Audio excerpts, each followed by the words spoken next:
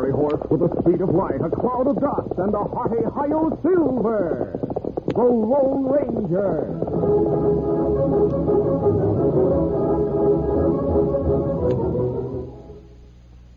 General Mills, makers of Cheerios, the ready-to-eat oat cereal that gives you go power, and Wheaties, the breakfast of champions, present by special recording, The Lone Ranger. The champions of age not born. Yes, sir. Get on your way. Get on your way. Get on your way with Wheaties. Don't ever doubt it. Champions are made, not born. You can get there. For example, take the story of Wheaties champion Stan Musial of the St. Louis Cardinals. Young Stan was willed no claim to fame, no magic way to learn the game. He had to sweat and give his all, learning to field and hit that ball. Sure, Wheaties was his breakfast call. Today they call him Stan the Man, still and always a Wheaties fan. Stan Musial has been powering up with Wheaties right along, 19 years. Good for Stan, good for you. There's a whole kernel of wheat in every Wheaties plate. Now watch Stan belt that ball. Hey, hey, hey! He's on his way, on his way. He's on his way, on his way. Get on your way with Wheaties. The champions of age not born. Yes, sir. Get on your way. Get on your way. Get on your way with Wheaties. Breakfast of champions.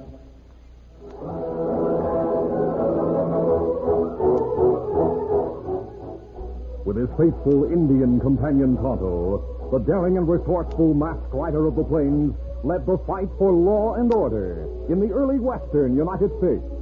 Nowhere in the pages of history can one find a greater champion of justice. Return with us now to those thrilling days of yesteryear. From out of the past come the thundering hoofbeats of the great horse Silver. The Lone Ranger rides again. Come on, Silver. Let's go, big fella. Hail, Silver.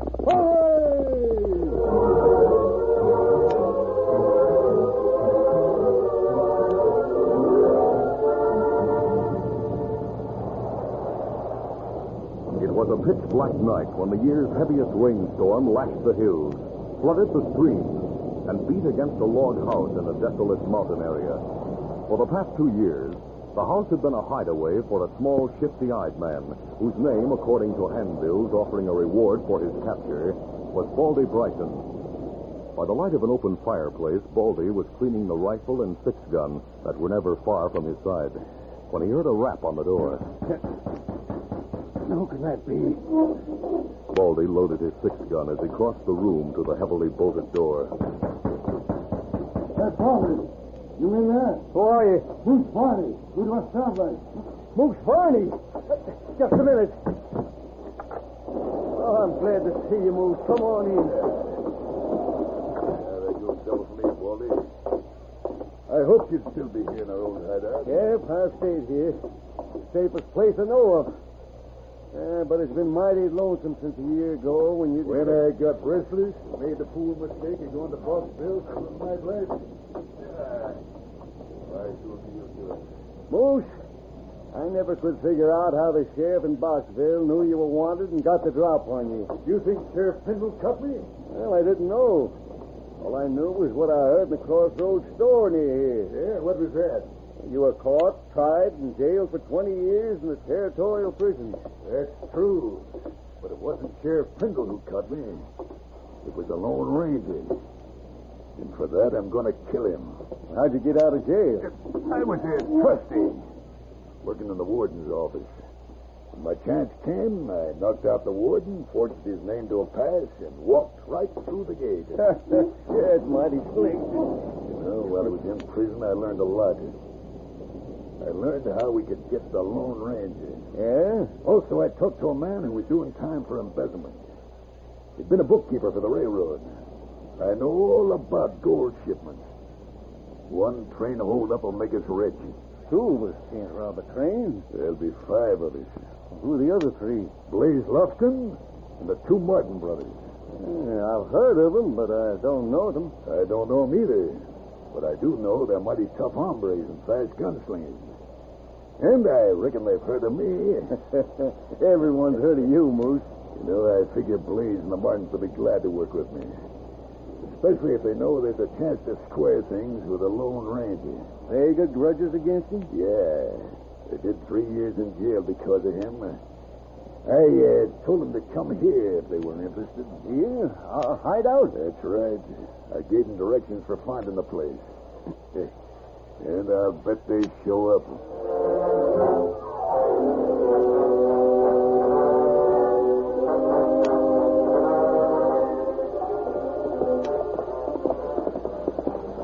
A few days later, the Lone Ranger and Tonto, riding along the floor of the canyon, noticed that the river running through the canyon was much wider and deeper than usual. I've never seen the river as high as this, Tonto.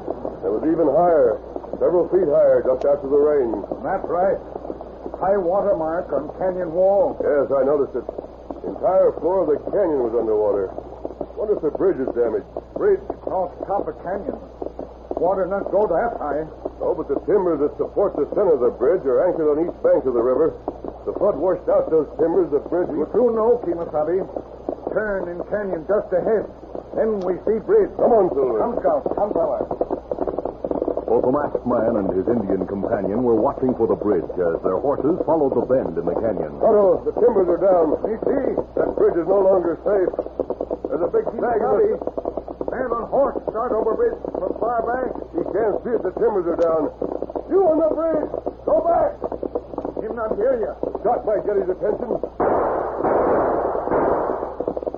Man, look this way. Go back. Him not pay attention. Bridge, go. Collapsing both of her. While the falling man and horse were in midair, the Lone Ranger leaped from the saddle and began to unbuckle his gun belt. Man in water now. Stay on the bank and be ready with a rope. I'll try to get him. The masked man pulled off his boots, tossed his hat to Tonto, and plunged into the water. He swam hard, angling against the current toward the man in midstream. His task was made more difficult and dangerous by the floating wreckage of the bridge. But presently he reached the motionless form. On the shore, Tonto held his rope coiled, ready to throw, as he moved along the bank to stay abreast of the Lone Ranger, who, with his burden, was carried downstream by the current. Inch by inch, the masked man neared the shore. Then Tonto threw his lariat. I have it. Hold tight, Kimasabi. Leap fully to shore.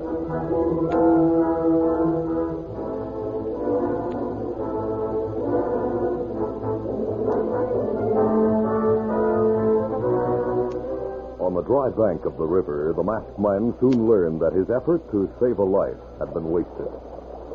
He's dead, Tonto. Hard blow on head. Maybe that's what killed him. Looked like skull broken. He was probably struck by part of the bridge. His horse not hurt. Horse reached bank near bend downstream. Him come this way. Tonto, we know this man. I didn't notice his face until I pushed his hair back. Me remember. Him outlaw. Blaze Lofgren. That right. We captured him 3-4 years ago. Well, his death is no loss to society. There's a letter in his pocket, written in pencil. And who writes the Blaze? Moose Varney. Him outlaw, too. Yes, he wrote this letter just after he escaped from prison a few weeks ago. And he mentions us. What did he say? This letter is an invitation to join Moose Varney and his partner. Listen to this part, Tonto. Moose says, I have inside information that will make it easy for us to do 2 things. 1, get away with $50,000. 2, trap and kill the Lone Ranger and Tonto. Oh. Now, what do you mean by inside information? I'd like to know. Better tell where Moose hiding? Yes, it gives directions and landmarks to reach the hideout. We take law there? We might capture Moose, but we'd never learn what inside information he has. That's right. Him plenty tight-lipped. According to this letter, Moose has never seen Blaze Varney. I could pose as Blaze. But Kimasabi, Lighten my skin to look like prison pallor. Put a white streak through my hair. Ride Blaze's horse. Yes, I'm sure I could fool Moose Varney long enough to learn a few things. you take plenty big risk. I'll give you a copy of the directions for reaching the hideout so you can bring the sheriff and a posse. Blaze horse here now.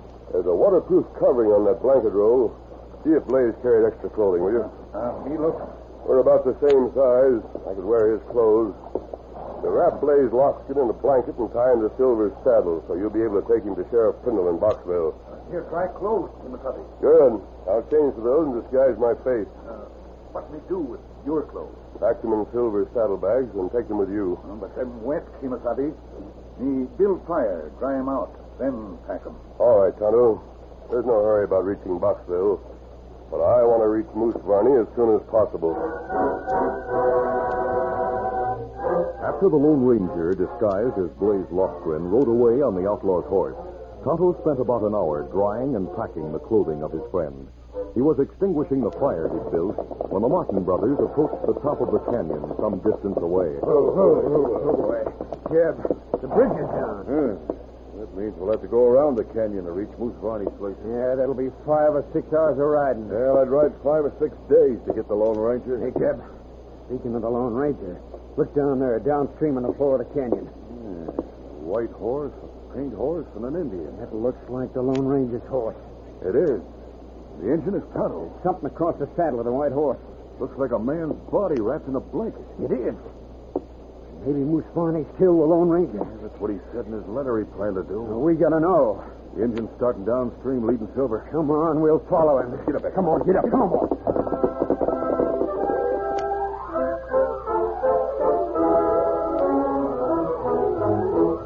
We'll continue our Lone Ranger adventure in just a moment.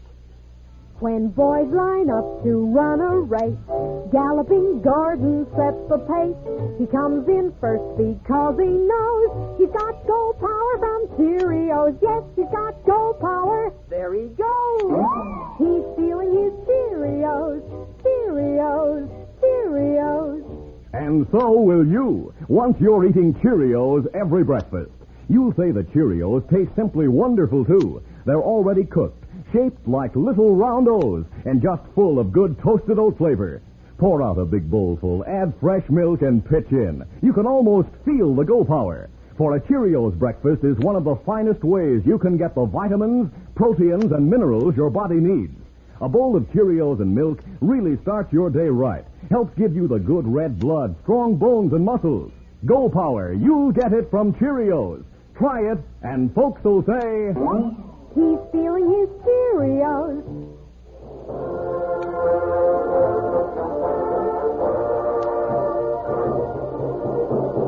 Now to continue. It was after dark when Tonto reached the town of Boxville. He left the horses in the open area behind the sheriff's office and entered the office through the back door.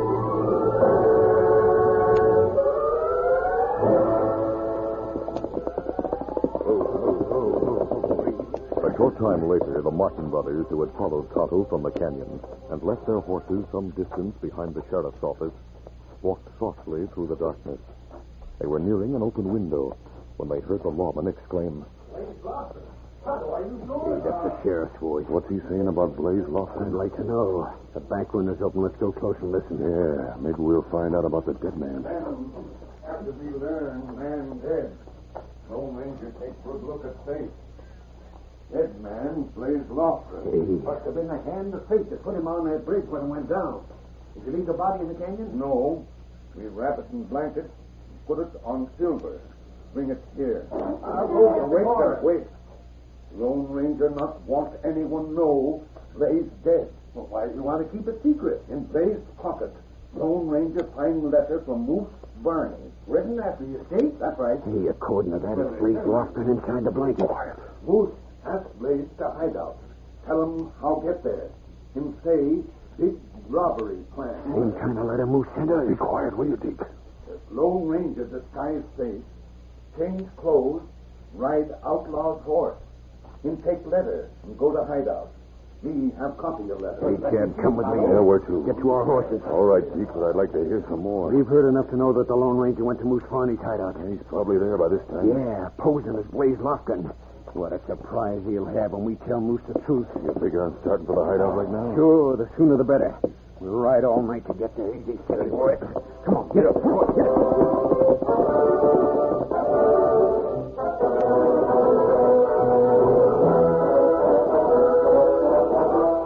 The following morning, Moose and Baldy Bryson sat in the hideout cabin drinking coffee.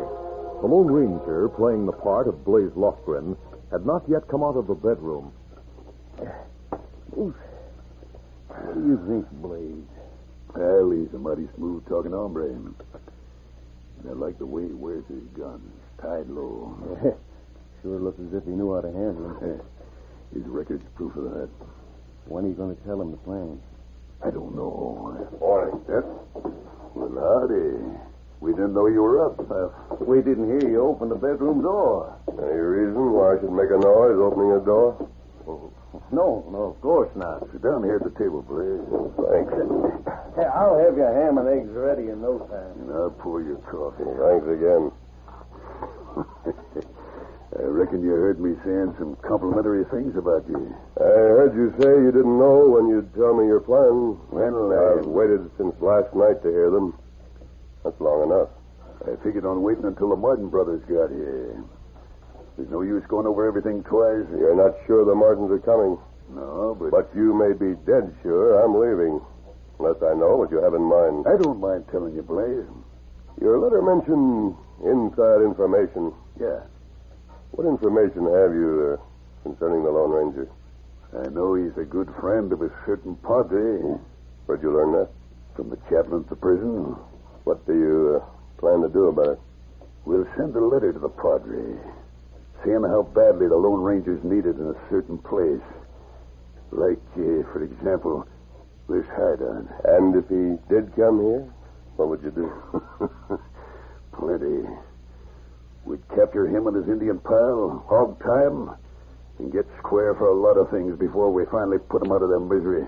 You mentioned a $50,000 deal. It's a railroad robbery.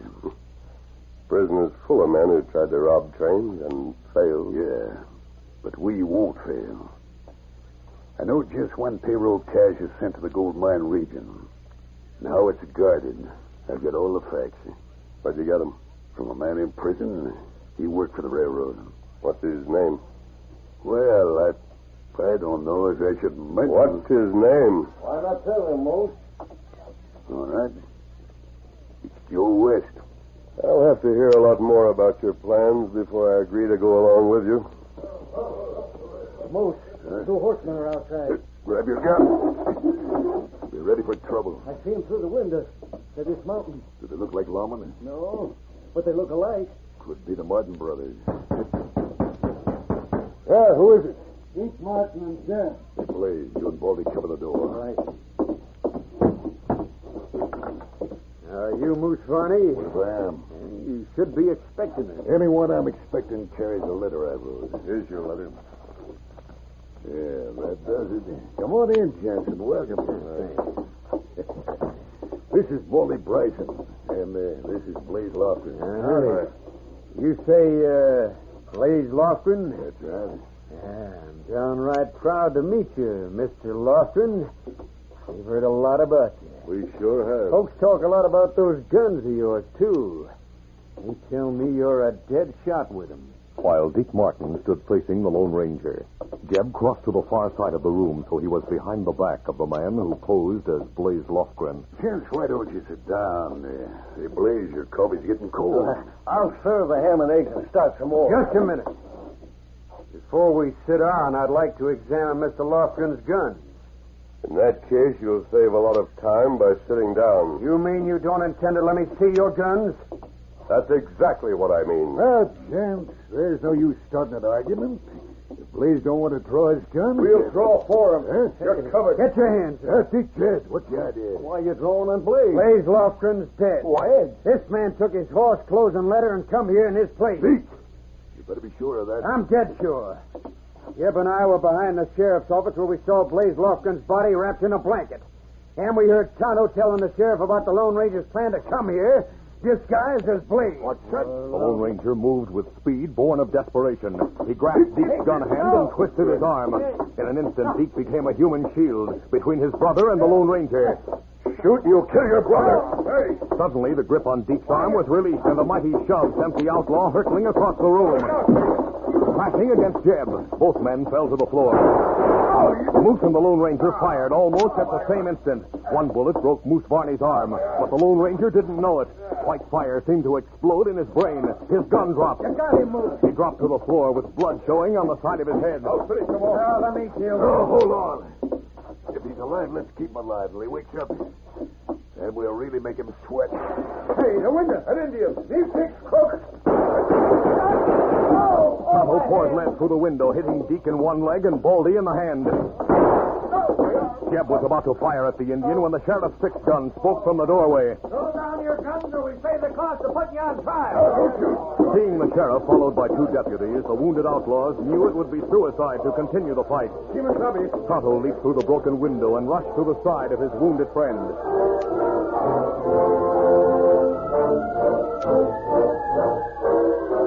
The sheriff and his deputies sat in the hideaway cabin guarding their handcuffed prisoners, while Tonto worked in the bedroom, dressing the Lone Ranger's wound. The sheriff was saying, Moose, I reckon you know where you're going. Back to prison. And Baldy's going with you this time. The law's hunted him for a long time. Yeah, you've got nothing on us, Sheriff. No? Well, Deke, maybe you and your brother never heard of a charge of attempted murder. But you'll hear plenty about it when you go on trial. With your record, you'll get a long time in jail. I wish I'd killed that Lone Ranger. Well, if you had, all four of you would hang. Tonto. Sheriff, me 6 wounds. How is the Lone Ranger? Bullet grazed head. Hurt plenty, but not serious. Well, thank the good Lord for that. The worst thing that could happen to the West would be to lose the Lone Ranger.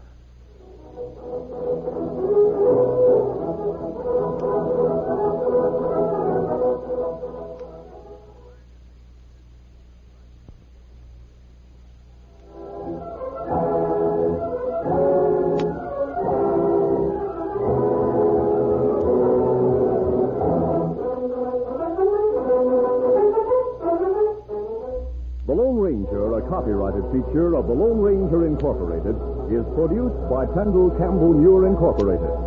The part of the Lone Ranger is played by Brace Beamer. Your announcer, Fred Boyd. Listen to The Lone Ranger, brought to you by special recording Monday. You've been listening to the OTR Gold Network. Find more classic radio at otrgold.com.